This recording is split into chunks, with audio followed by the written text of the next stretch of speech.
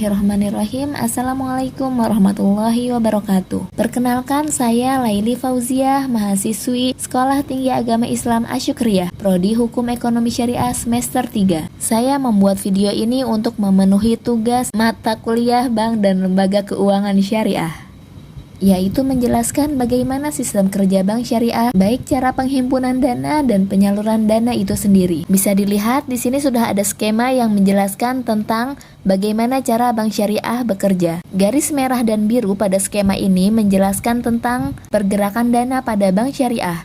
Garis merah menjelaskan tentang dana yang keluar, dan garis biru adalah dana yang masuk. Penghimpunan dana bank syariah. Secara garis besar, sumber utama dana bank syariah adalah modal inti atau core capital. Maksudnya adalah modal yang berasal dari para pemilik bank.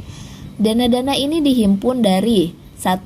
Pemilik modal. Pemilik modal ini adalah dana yang ditempatkan pihak pemegang saham. Ialah pihak pertama pada bank yang memiliki peranan sangat penting sebagai penyerap jika timbul kerugian. Pemilik modal ini mutlak mendapatkan keuntungan dari hasil proyek yang berjalan dan menghasilkan profit. Kedua adalah nasabah.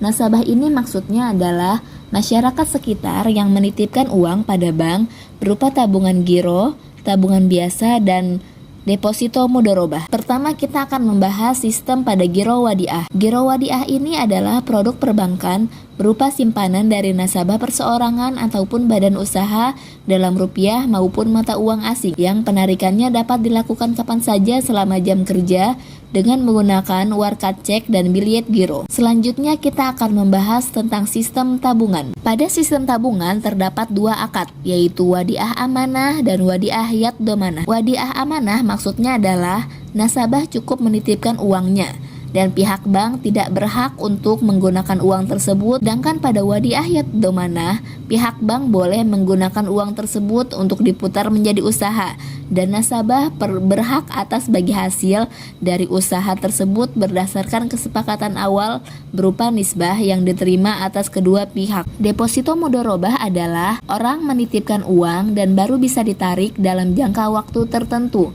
minimal 1 bulan dari waktu menitipkan uang tersebut. Sedangkan akad mudharabah pada deposito ini adalah pihak bank berperan sebagai penyalur antara sohibul mal dan mudharib untuk bekerja sama. Di sini nasabah juga bisa mendapatkan bonus, namun tidak boleh dijanjikan di awal perjanjian. Adapun profit dari sistem penghimpunan dana akan dimasukkan ke zakat dan dikelola oleh badan zakat.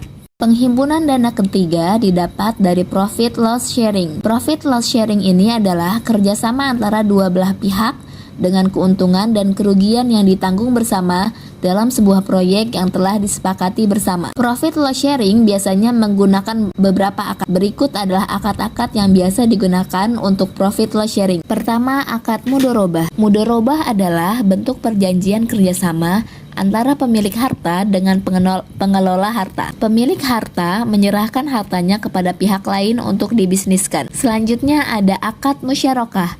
Akad musyarakah adalah bentuk umum dari usaha kemitraan yang di dalamnya terdapat bagi hasil di mana dua pihak atau lebih menggabungkan modal dalam melakukan usaha. Sedangkan free base income-nya merupakan pemasukan di luar aktivitas utama jasa-jasa perbankan. Akad yang ketiga adalah ijaroh. Ijaroh adalah perjanjian atau kontrak dalam hal upah mengupah dan sewa menyewa. Yang keempat ada wakalah, adalah pelimpahan kekuasaan oleh seseorang sebagai pihak pertama kepada orang lain sebagai pihak kedua dalam hal-hal yang diwakilkan. Akad yang kelima adalah kafalah. Kafalah ini adalah jaminan yang diberikan oleh penanggung atau kafil kepada pihak ketiga untuk memenuhi kewajiban pihak kedua atau yang ditanggung. Akad terakhir adalah ada akad hawalah, yaitu pengalihan utang atau piutang dari pihak kreditur kepada pihak penanggung pelunasan hutang. Penghimpunan dana keempat adalah debt financing. Maksudnya ialah cara jual beli yang menggunakan 3 akad, yaitu akad murabahah, akad istisna, dan akad salam. Akad murabahah adalah perjanjian jual beli antara bank dengan nasabah. Bank syariah membeli barang yang diperlukan nasabah, kemudian menjualnya kepada nasabah yang bersangkutan sebesar harga perolehan ditambah dengan margin keuntungan yang disepakati antara bank syariah dan nasabah. Sedangkan istisna adalah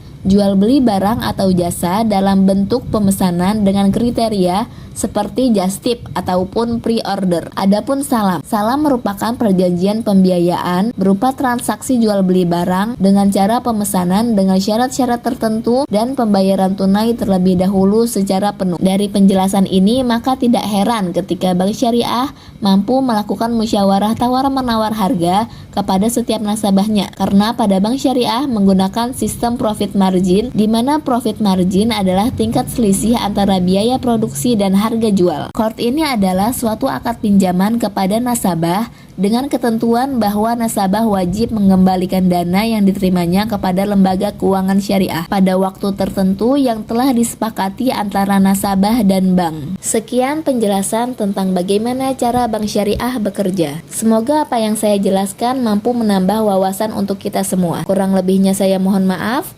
Billahi taufiq wal hidayah, waridho wal inayah. Wassalamualaikum warahmatullahi wabarakatuh.